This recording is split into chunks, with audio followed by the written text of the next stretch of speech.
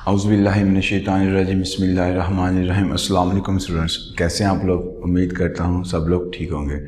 I am your physics teacher sir Aurangzeb और आज हमने जो फिज़िक्स का कोर्स पढ़ना है उसका नाम है बेसिक इलेक्ट्रॉनिक्स और इसको हम इलेक्ट्रॉनिक डिवाइसेस एंड सर्किट भी कहते हैं। और आज का लेक्चर नंबर 2 है हमारा और हमने बेसिक इलेक्ट्रॉनिक्स का इंट्रोडक्शन स्टार्ट किया हुआ है। हम इंट्रोडक्शन के बारे में बात कर रहे हैं। आज जो हमने बात करनी है वो हमने मटेरियल की बात करनी है कि इलेक्ट्रॉनिक्स में कौन सा हमने मटेरियल यूज़ करना है और किस से इलेक्ट्रॉनिक डिवाइसेस जो बनती है उस मटेरियल की हमने बात करनी है। अब इलेक्ट्रिकल प्रॉपर्टीज़ के ही लिहाज से हम मटेरियल को 3 हिस्सों में डिवाइड करते हैं, एक इंसुलेटर, एक सेमीकंडक्टर और एक कंडक्टर। ये 3 हिस्सों में हम इसे डिवाइड करते हैं। अब देखते हैं कि हमारे पास मटेरियल है, इलेक्ट्रिकल प्रॉपर्टीज़ के लिहाज से हम इसे 3 हिस्सों में हमने डिवाइड कर दिया, इंसुलेटर, कंडक्टर और सेमीकंडक्टर। और इन सब को डिटेल में देखने से पहले हम कुछ और एक और पॉइंट देखते हैं कि क्रिस्टलाइन सॉलिड क्या होता है।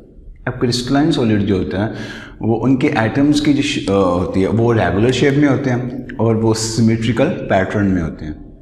और इनके जो एटम्स हैं उनके दरमियान जो बॉन्ड होता है उसे हम कहते हैं वो कोवलेंट बॉन्ड होता है उनके दरमियान।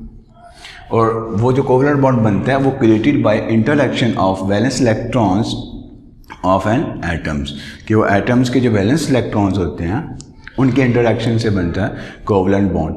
और इसके एग्जांपल है सिलिकॉन, कि सिलिकॉन जो है वो भी एक क्रिस्टलाइन मटेरियल है। अब नेक्स्ट हम देखते हैं कि material made by atom, these atom contribute electrical properties, कि जो जितने भी मटेरियल हैं वो एटम से मिलके बनते हैं और वो जो एटम होते हैं वो इलेक्ट्रिकल प्रॉपर्टीज़ शो करते हैं कि कुछ मटेरियल में इलेक्ट्रिकल प्रॉपर्टीज़ होती है, कई मटेरियल में इलेक्ट्रिकल प्रॉपर्टीज़ नहीं होती। जैसे कंडक्टर्स हैं वहाँ पे इलेक्ट्रिकल प्रॉपर्टी शो होती है, और जैसे इंसुलेटर जैसे रबर हो गया और प्लास्टिक वगैरह हो गया वहाँ पे इलेक्ट्रिकल प्रॉपर्टी शो नहीं होती। अब नेक्स्ट देखते हैं कि जो इलेक्ट्रिकल प्रॉपर्टीज़ है वो डिपेंड करती है, किस पे डिपेंड करती है? वैलेंस शेल पे डिपेंड करती है और कोर पे डिपेंड करती है। अब वैलेंस शेल के बारे में हमने लास्ट लेक्चर में देखा था डिटेल में, और अब नेक्स्ट देखते हैं कोर क्या होता है। कोर जो होता है वो इनर शेल प्लस न्यूक्लियस, कि अगर हमारे पास फर्ज करिए ये कार्बन एटम है ना, यहाँ पे इसका ये जो न्यूक्लियस है और ये इसका जो इनर शेल है, ये जो 2 शेल है ये सारे दोनों कोर में आएंगे, और बाकी जिसका जो आउटरमोस्ट शेल जिसे हम वैलेंस शेल कहते हैं ये बाहर, और इसे हम वैलेंस शेल कहेंगे और इसे हम कहेंगे कोर। के जो इलेक्ट्रिकल प्रॉपर्टीज़ हैं वो वैलेंस शेल और कोर दोनों पे डिपेंड करती हैं। अब नेक्स्ट इसकी एग्जांपल कार्बन एटम देखते हैं कि यहाँ पे कोर की वैल्यू क्या है और वैलेंस इलेक्ट्रॉन देखते हैं हम। अब हमारे पास जो कार्बन एटम है उसके बाद 6 इलेक्ट्रॉन होते हैं, 6 ही प्रोटॉन होते हैं। अब जैसे इसके न्यूक्लियस के अंदर 6 प्रोटॉन हैं, न्यूट्रॉन भी हैं, लेकिन अभी हम जो ओवरऑल बात कर रहे हैं वो प्रोटॉन और इलेक्ट्रॉन की बात करेंगे। अब 6 प्रोटॉन इसके न्यूक्लियस के अंदर है। अब इसका जो पहला शेल है वहाँ पे 2 इलेक्ट्रॉन आएंगे और उसके बाद 2 इलेक्ट्रॉन यहाँ पे आ जाएंगे और बाकी जो 4 बचेंगे वो वैलेंस शेल में आ जाएंगे, बाहर वाला जो आउटरमोस्ट शेल है वहाँ पे आ जाएंगे। और उसके बाद अब कोर पॉजिटिव 4 ये कैसे निकला, ये हम निकालते हैं प्रोटॉन माइनस इलेक्ट्रॉन। अब इनर शेल में अगर हम यहाँ पे जितना भी कोर है ये वाला इनर शेल और बाकी जो न्यूक्लियस, यहाँ पे हमारे पास 2 इलेक्ट्रॉन है और प्रोटॉन यहाँ पे 6 हैं। प्रोटॉन माइनस इलेक्ट्रॉन के 6 माइनस 2 वो हमारे पास पॉजिटिव 4 आएगा।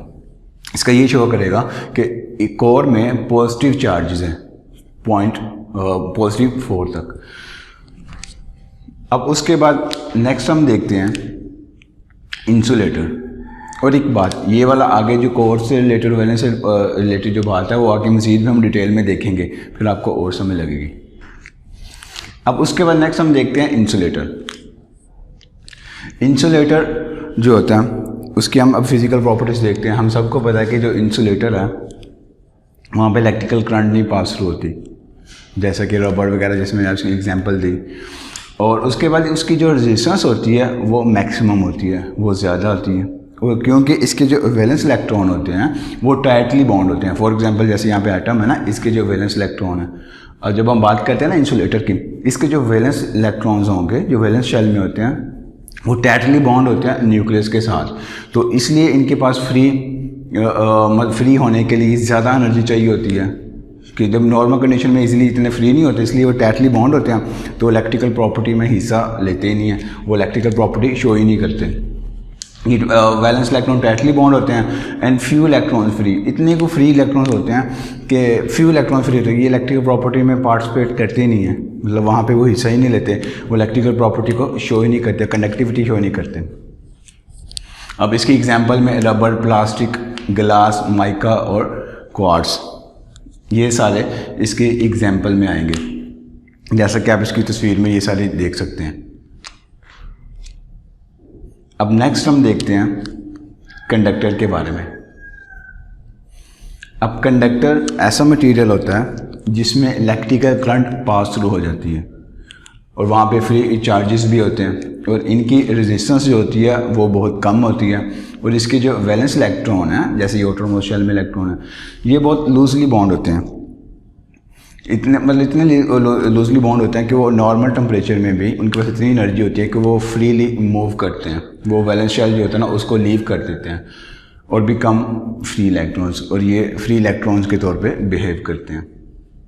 और इसकी example aluminium, gold, silver, copper etcetera, ये सारे जितने भी हैं ये सारी कंडक्टर्स की एग्जांपल्स में आते हैं और इनका जो एक एटम्स है वो एक इलेक्ट्रॉन फ्री करता है।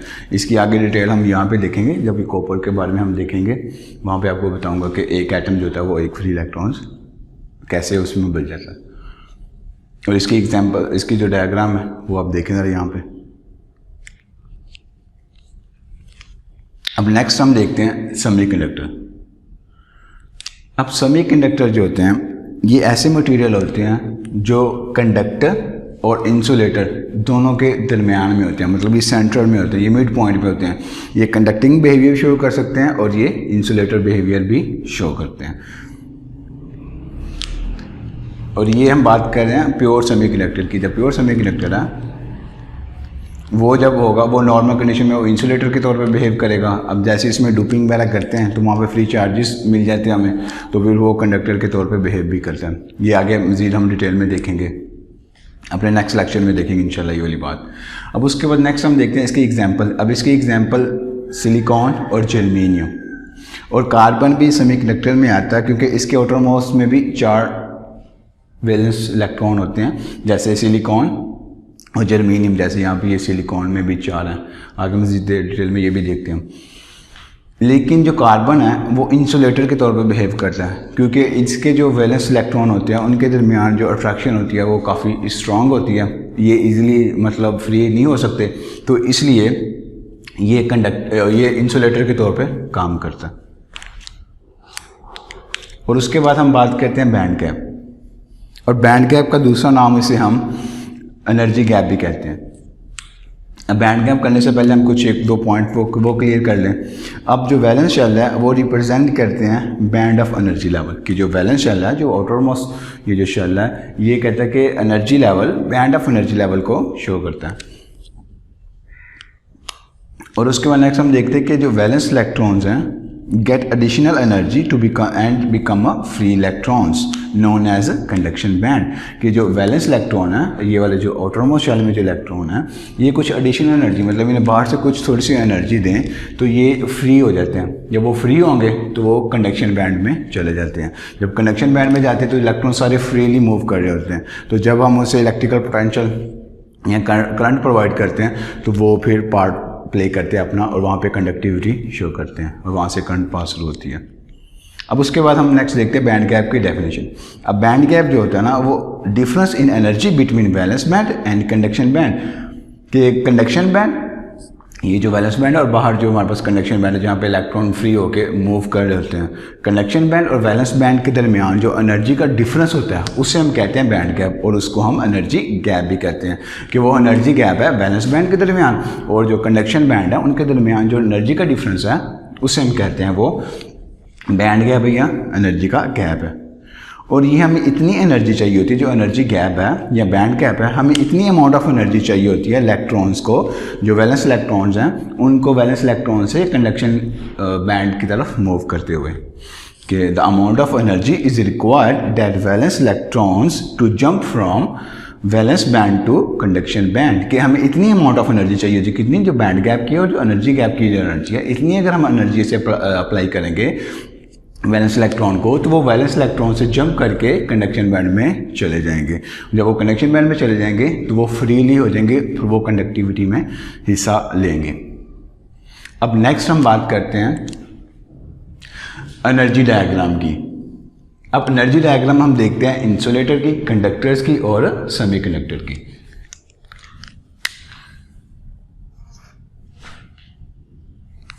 अब इन तीनों के हम एनर्जी डायग्राम के बारे में देखते हैं।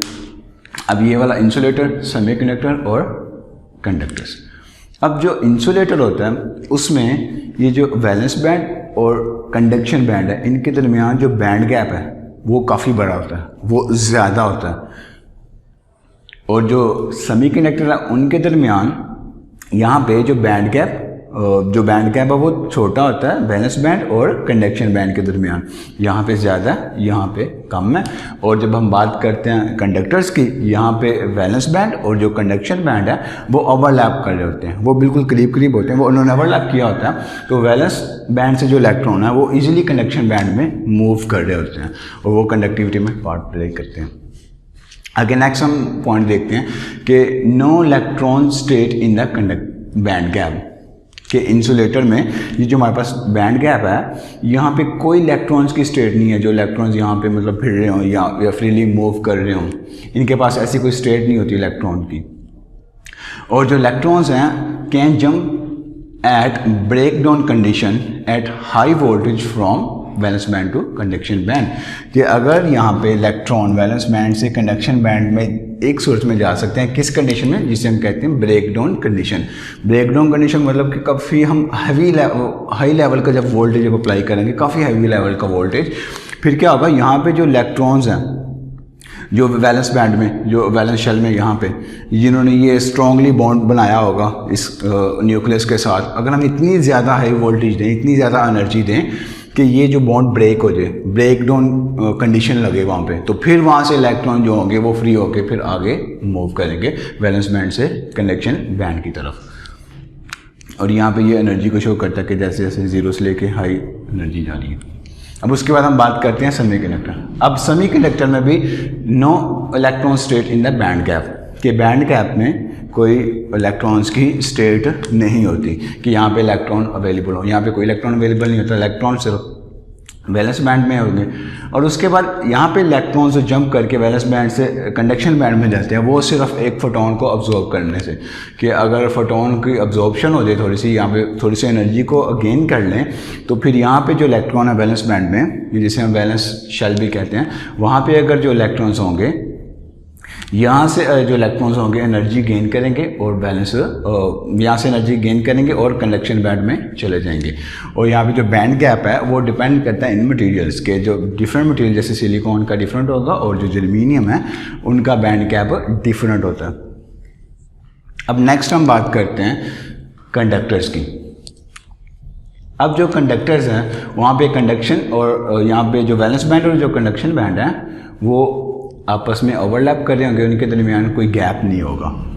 और इलेक्ट्रॉन्स जो वैलेंस बैंड में होंगे वो इजीली कंडक्शन बैंड में भी फ्रीली मूव कर रहे होंगे एनी टाइम, कि it means electrons are freely move from valence band to conduction band. यहाँ पे आपको गैप ही नहीं है तो इलेक्ट्रॉन इजीली वैलेंस बैंड से कंडक्शन बैंड में इजीली मूव कर रहे होंगे। और ऑल टाइम्स इलेक्ट्रॉन्स फ्री, कि हर टाइम यहाँ पे जो इलेक्ट्रॉन्स होंगे वो फ्री अवेलेबल होंगे और वो कंडक्टिविटी में पार्ट प्ले करेंगे अपना। अब उसके बाद नेक्स्ट हम देखते हैं comparisons between semiconductors and conductor atoms, कि अब सेमीकंडक्टर्स और कंडक्टर्स एटम का जो होगा उनके दरमियान अब हम डिफरेंस देखते हैं। अब इंसुलेटर का तो हमें पता चल गया, वहाँ पे कोई कंडक्टिविटी हो सकती नहीं नॉर्मल कंडीशन में। आफ्टर द ब्रेकडाउन कंडीशन के बाद उसका क्या होगा, वहाँ से इलेक्ट्रॉन लूज़ करेंगे, आगे वहाँ पे जाते हैं, लेकिन हमें काफ़ी हैवी वोल्टेज चाहिए होता है। अब हम बात करते हैं सेमीकंडक्टर और कंडक्टर्स की। अब सेमीकंडक्टर में हम फर्ज करते हैं हमारे पास सिलिकॉन एटम है और कंडक्टर में हम फर्ज करते हैं हमारे पास कॉपर का एटम है। अब हम पहले ये देखें, बात करते हैं सिलिकॉन की।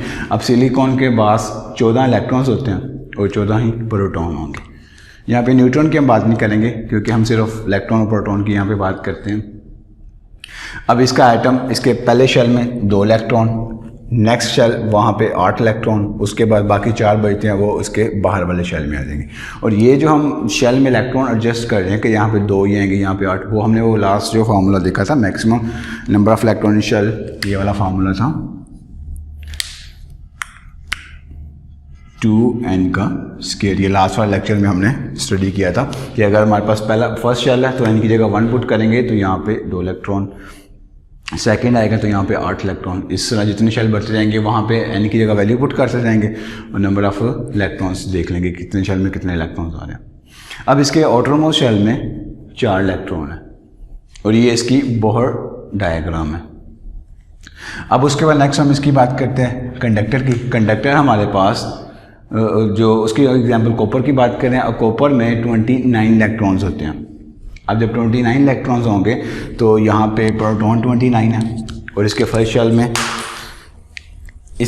शेल में 2 इलेक्ट्रॉन्स आएंगे और उसके बाद उसका जो दूसरा जो शेल है वहाँ पे 8 इलेक्ट्रॉन आएंगे। वो इसी फार्मूले से हम निकाल लेंगे।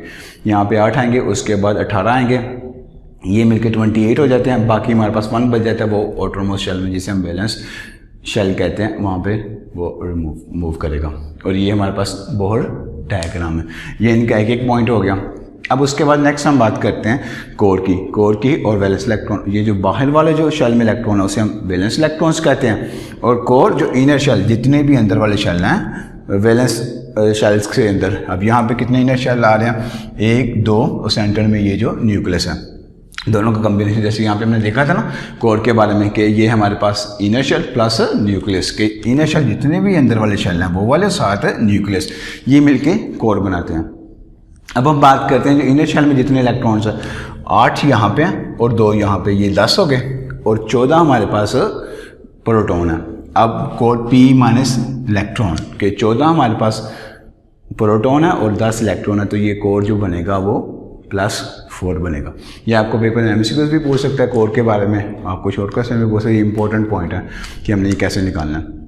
अब उसके बाद हम यहाँ पे अब देखते हैं कंडक्टर में। अब यहाँ पे जो इसका आउटरमोस्ट शेल है वहाँ पे सिर्फ 1 इलेक्ट्रॉन है, इसमें वैलेंस इलेक्ट्रॉन सिर्फ 1 है। जैसे हमने बात की थी ना यहाँ पे, जो मैंने कहा था नेक्स्ट आपको बताऊंगा। यहाँ पे ये जो कंडक्टर है, कंडक्टर के एक एटम में 1 फ्री इलेक्ट्रॉन हमें मिल रहा है। ये वाला जो 1 फ्री इलेक्ट्रॉन होगा वो कंडक्टिविटी में पार्ट प्ले करता है अपना। अब उसके बाद इसका कोर की वैल्यू हम निकालते हैं। अब कोर यहाँ पे 29 प्रोटॉन है, P माइनस इलेक्ट्रॉन, प्रोटॉन यहाँ पे 29 है माइनस। अब उसके बाद यहाँ तक ये जितने भी शेल है यहाँ पे 28 इलेक्ट्रॉन बनते हैं, 2 यहाँ पे हैं और 8 यहाँ पे, 10 और 18 यहाँ इसके बाहर वाले में, ये 28 हो गए। यहाँ पे 28 इलेक्ट्रॉन है। 29 माइनस 28 ये +1, इसका कोर +1 होगा और 1 यहाँ पे इसका इलेक्ट्रॉन होगा। अब नेक्स्ट हम इसका सेकंड पॉइंट इसका नेक्स्ट पॉइंट डिस्कस करते हैं। अब यहाँ पे जो होगी वो अट्रैक्टिव फोर्सेस ज़्यादा होगी ड्यू टू 4 पॉजिटिव, कि अब इसकी जो अट्रैक्टिव फोर्सेस है वैलेंस इलेक्ट्रॉन्स की और न्यूक्लियस के दरमियान अगर हम इसकी फोर्सेस की बात करते हैं, जो अट्रैक्टिव फोर्सेस की बात करते हैं वो ज़्यादा होती है। क्योंकि एक पहली बात तो ये कि इसका जो नंबर ऑफ शेल हैं वो कम है एज़ कम्पेयर टू दिस। इसके देखें जरा शेल 1, 2, 3, 4 है और इसके शेल हमारे पास 1, 2, 3 है। जब इसके पास 3 शेल होंगे मतलब ये न्यूक्लियस के ज़्यादा करीब होगा। जब ये न्यूक्लियस के ज़्यादा करीब होगा तो इनके पास जो अट्रैक्टिव फोर्सेस है इलेक्ट्रॉन और प्रोटॉन के दरमियान ज़्यादा होगी। और यहाँ पे P पॉजिटिव, जो यहाँ पे कोर है वो भी पॉजिटिव है। कोर पॉजिटिव होने का मतलब ये होता है कि इनके दरमियान जो फोर्स ऑफ अट्रैक्शन है वो भी ज़्यादा होती है। और यहाँ पे अगर हम बात करते हैं तो यहाँ पे इसकी और इसकी बात करते हैं कि जैसे जैसे शेल बढ़ते जाते हैं तो जैसे जैसे शेल दूर जाएगा इनके दरमियान जो अट्रैक्टिव फोर्सेस है वो फिर कम हो जाएगी, लेकिन इलेक्ट्रॉन की जो अपनी एनर्जी है वो ज़्यादा हो जाती है। यहाँ पे 2 एनर्जी की बात हो रही है। हमने लास्ट लेक्चर में भी अच्छी तरह से डिस्कस किया था कि जैसे जैसे शेल बढ़ते जाते हैं उनके दरमियान जो अट्रैक्टिव फोर्सेस होगी न्यूक्लियस के साथ वो तो कम होती जाती है, लेकिन इलेक्ट्रॉन के पास जो अपनी एनर्जी होती है वो ज़्यादा होती जाती है। अब यहाँ पे अब ये नेक्स्ट पॉइंट देखते हैं कि अट्रैक्टिव फोर्सेस यहाँ पे कम होगी ड्यू टू +1, कि यहाँ पे एक तो कोर +1 होगा, मतलब यहाँ पे पॉजिटिव चार्ज सिर्फ 1 होगा और 1 इलेक्ट्रॉन होगा तो उनके दरमियान फोर्स अट्रैक्शन कम होगी एज़ कम्पेयर टू दिस। यहाँ पे अगर देखते हैं यहाँ पे पॉजिटिव चार्ज +4 है मतलब 4 पॉजिटिव चार्ज हैं और इनको आपस में 4 बैलेंस इलेक्ट्रॉन को अट्रैक्ट करना है, तो डेफिनेटली इनके पास एनर्जी और जो अट्रैक्शन फोर्स होगी वो ज़्यादा होगी। तो मतलब जितने यहाँ पे पॉजिटिव चार्ज ज़्यादा स्ट्रॉन्ग होगा और यहाँ पे जितने इलेक्ट्रॉन है वो उतना ज़्यादा उसे अपनी तरफ अट्रैक्ट करेगा, उनके दरमियान अट्रैक्शन फोर्स ज़्यादा होगी। अगर पॉजिटिव चार्ज यहाँ पे कम है, यहाँ पे इलेक्ट्रॉन भी चाहे कम हो या जितने भी हों, तो ये जो पॉजिटिव चार्ज अगर कम होंगे तो इस पर कम फोर्स लगाएगा वो अट्रैक्टिव फोर्सेज जो है। अब नेक्स्ट हम बात करते हैं कि need for more force need to separate electrons and proton, कि अगर हम इसकी बात करते हैं तो यहाँ पे वो जो वैलेंस इलेक्ट्रॉन है और ये जो प्रोटॉन है, यहाँ से अगर इसको हमने आज़ाद करवाना है तो उसके लिए हमें ज़्यादा एनर्जी चाहिए होगी क्योंकि इनके दरमियान अट्रैक्टिव फोर्सेस ज़्यादा। और अगर हम बात करते हैं यहाँ पे तो यहाँ पे हमें कम एनर्जी चाहिए होगी ये जो इलेक्ट्रॉन है और ये प्रोटॉन के दरमियान जो अट्रैक्टिव फोर्सेस है उसको ब्रेक करने के लिए या उसको ओवरकम करने के लिए। अब नेक्स्ट हम बात करते हैं कि valence electron in third shell, कि यहाँ पे जो वैलेंस इलेक्ट्रॉन है वो थर्ड शेल में है और इनकी जो अट्रैक्टिव फोर्सेस भी ज़्यादा और इनके दरमियान जो डिस्टेंस है वो कम है। तो अगर यहाँ पे हम बात करते हैं तो यहाँ पे जो वैलेंस इलेक्ट्रॉन है, जो वैलेंस शेल है वो 4th नंबर पे है और इनकी जो अट्रैक्टिव फोर्सेस वो कम होगी क्योंकि इनका डिस्टेंस जो है वो ज़्यादा, कि जैसे डिस्टेंस बढ़ता जाएगा इनके दरमियान जो अट्रैक्टिव फोर्सेस है वो कम होती जाएगी। ये हमने कूलम्स लॉ में भी एक फार्मूला पढ़ा था, 2 चार्जेस के दरमियान फोर्सेस वाला। अब हम नेक्स्ट बात करते हैं कि रिकॉल दैट इलेक्ट्रॉन्स फर्दरस के जैसे जैसे इलेक्ट्रॉन इस न्यूक्लियस से दूर जाते जाएंगे तो उन इलेक्ट्रॉन के पास उस हिसाब से उतनी ज़्यादा एनर्जी आती जाएगी और जो अट्रैक्शन फोर्स होगी वो कम होती जाएगी। हमने लास्ट लेक्चर में पॉइंट देखा था। अब नेक्स्ट यहाँ पे valence electron have less energy, कि यहाँ पे जो वैलेंस इलेक्ट्रॉन होंगे उनके पास एनर्जी कम होगी और यहाँ पे जो वैलेंस इलेक्ट्रॉन है उनके पास एनर्जी ज़्यादा होगी। और नेक्स्ट हम देखते हैं कि इसको not easier to free electron. अब इनको फ्री करवाने के लिए इनके वैलेंस इलेक्ट्रॉन को फ्री करवाना इतना आसान नहीं है एज़ कम्पेयर टू दिस, कि इसके मुकाबले में इसके पास तो अब इतनी कम फोर्स ऑफ अट्रैक्शन होती है कि ये नॉर्मल टेम्परेचर में भी इजीली ये फ्री हो जाता है। जैसे कंडक्टर है और वहाँ पे अब नॉर्मल टेम्परेचर में वहाँ पे इलेक्ट्रॉन फ्री हमें अवेलेबल मिल जाते हैं तो वो कंडक्टिविटी में पार्ट प्ले करते हैं। ये था सेमीकंडक्टर और कंडक्टर के दरमियान कंपैरिजन्स। अब नेक्स्ट हम देखते हैं सिलिकॉन और जर्मेनियम के दरमियान डिफरेंस क्या आता है और सिलिकॉन हम ज़्यादा क्यों मकदार में यूज़ करते हैं इलेक्ट्रॉनिक डिवाइसेस में, जर्मेनियम क्यों नहीं यूज़ करते, ये भी एक पेपर के पॉइंट ऑफ व्यू से एक इम्पोर्टेंट क्वेश्चन है। अब हम वहाँ पे चलते हैं।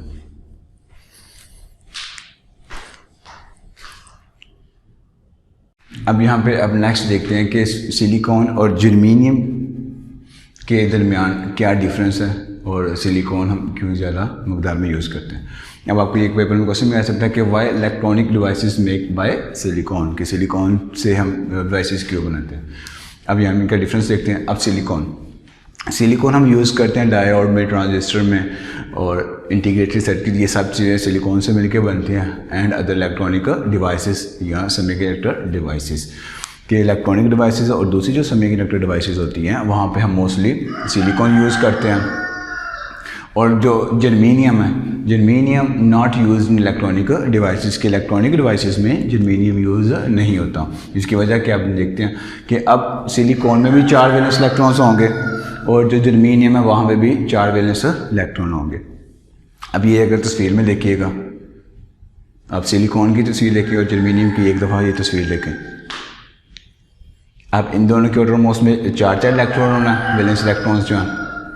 और अब नेक्स्ट आप ये भी देख रहे होंगे, देखेंगे कि जो वैलेंस इलेक्ट्रॉन्स हैं वो इन थर्ड शेल, कि वो वैलेंस इलेक्ट्रॉन्स जो हैं वो थर्ड शेल में हैं और यहाँ पे जो वैलेंस इलेक्ट्रॉन है वो 4th शेल में।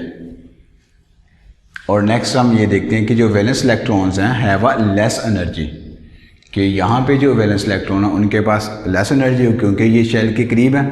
जैसे हमने यहाँ पे भी देखा था ना कि जब वैलेंस शेल जो वैलेंस इलेक्ट्रॉन है, वैलेंस शेल अगर कम हो, मतलब यहाँ पे 1 2 3 अगर 3 शेल है तो इनके पास जो इलेक्ट्रॉन के पास एनर्जी वो कम होगी एज़ कम्पेयर टू दिस, क्योंकि जैसे जैसे शेल बढ़ते जाते हैं उनके पास जो एनर्जी है वो ज़्यादा होना शुरू हो जाती है।